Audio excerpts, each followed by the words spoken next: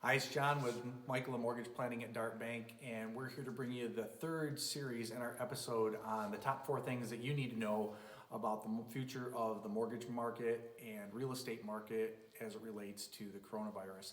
So in our last episode, we talked about the supply and demand curve with real estate and talked about why today's factors are different than some of the comments we may have heard about comparing this to the 2008 housing crash, where housing values fell by more than 50% in some areas, and how really it's not a fair comparison just to state because we're going through an economic downturn that it would be similar.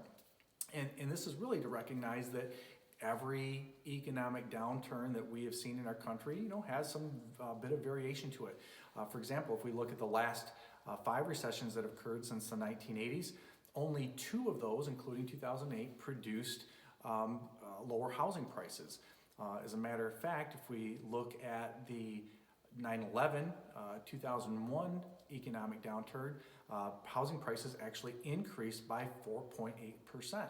So we're drawing what we're experiencing today is more of a reference to that because we had our country faced a sudden, unexpected, and shocking event that was also a tragedy, and that had impacts where we had to pause.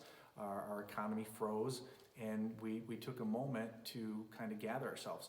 But we made a quick recovery, and that was references of V-shaped recovery.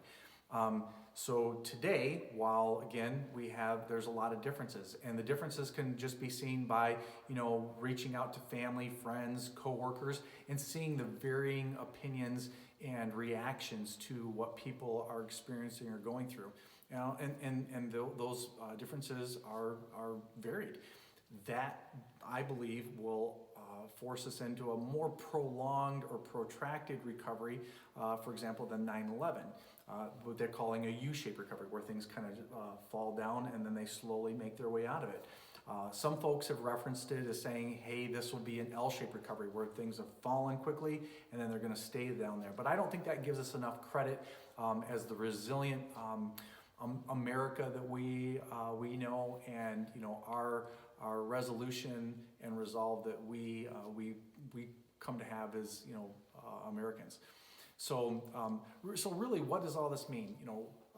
The interest rate environment, the supply-demand curve, knowing that not all recessions are the same. Well, it's a factor of what the recovery is going to look like. How long is all this going to take? And really, what does that new normal look like? And if you want to hear what I think that's going to look like as far as interest rates and real estate values, please stay tuned for our final episode.